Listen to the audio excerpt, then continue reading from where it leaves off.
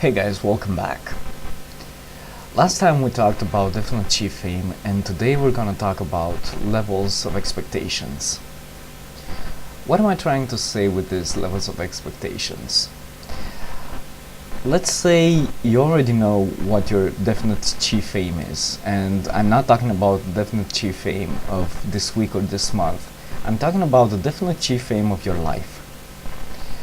We've all heard that babble about know your priorities, have a definite purpose, so on and so forth.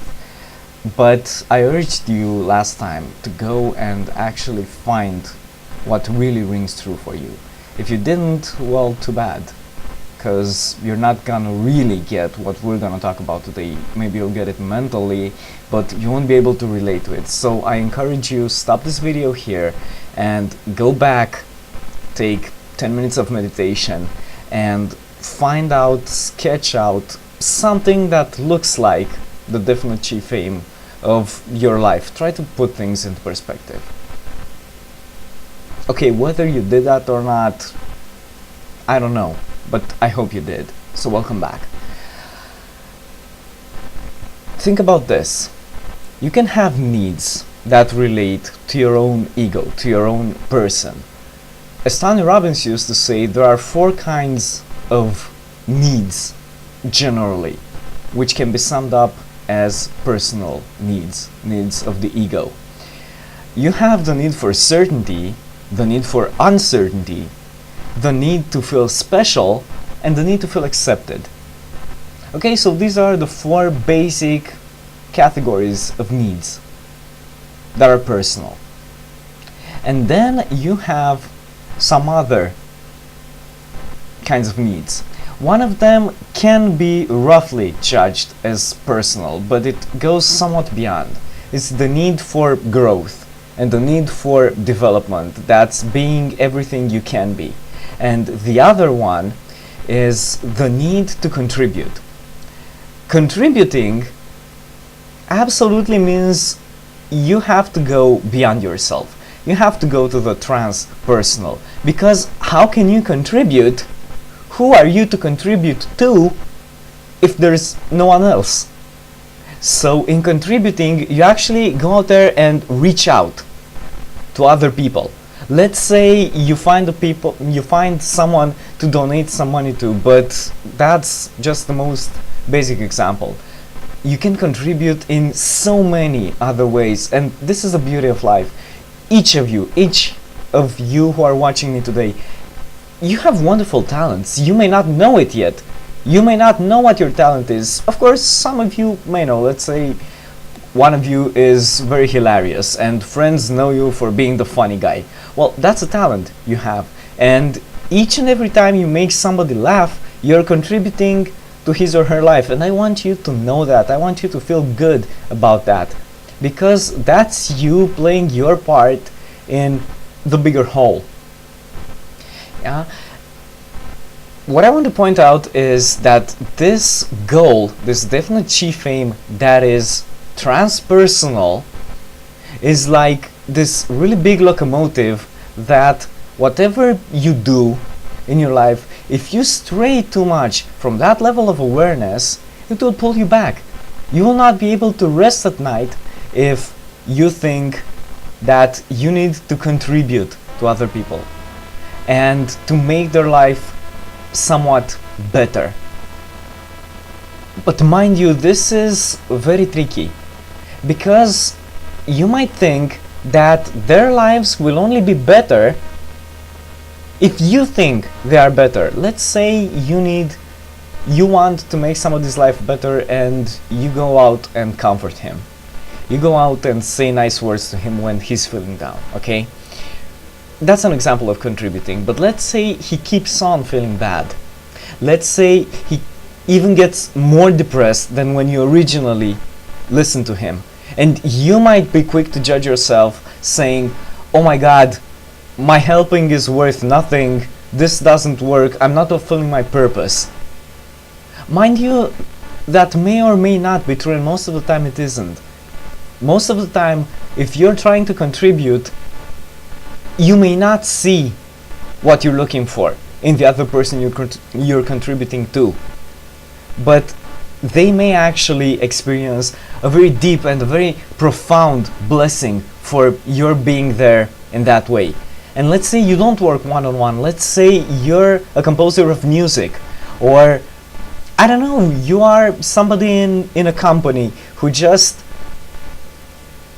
takes care of the details of other people's work. Each and every task, anything you do by your own work, by your own actions, is important and constitutes a blessing for the others. If you have that transpersonal commitment, if you have that level of expectation from yourself and from your life, that will pull you, that will generate motivation inside of you, that will pull you ahead. It will pull you to be a giver. It will pull you to go beyond yourself. And guess what happens?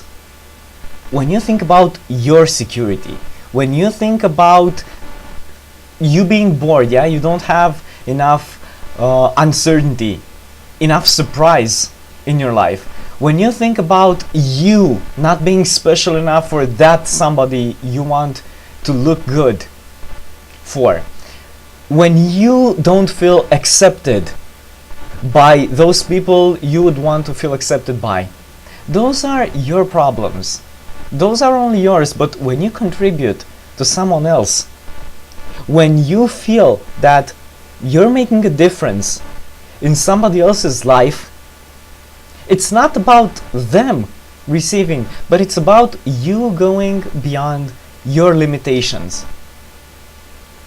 The lone wolf dies alone, and some of you may be introverts or individualistic.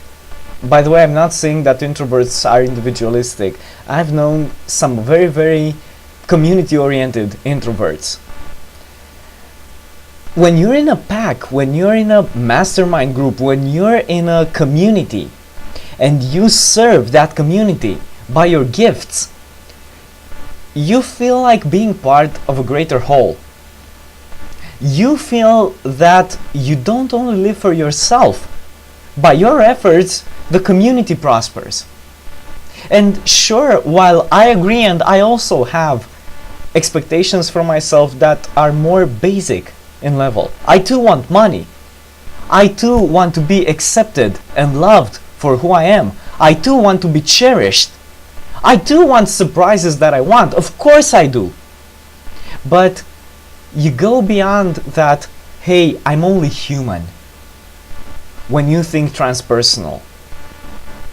And I want to stress out this in men. I don't know about women because I'm not a woman. But in men, trust me, this quality will make you absolutely incredible with women.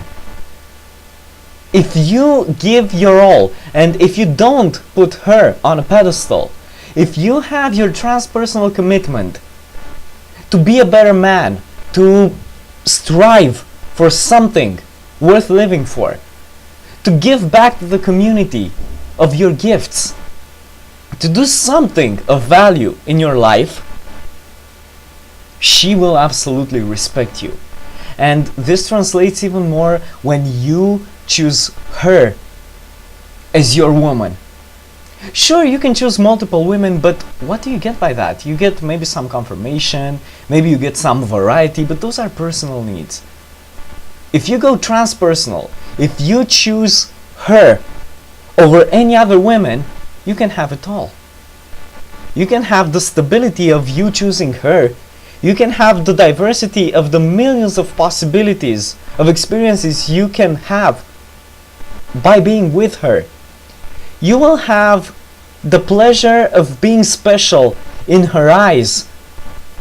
You will be accepted for who you are, and how will you not be if you're the one who loves her solely? You get to grow, and most of all, you get to contribute. So contribute, guys. I'll see you again next time, and I thank you for being here.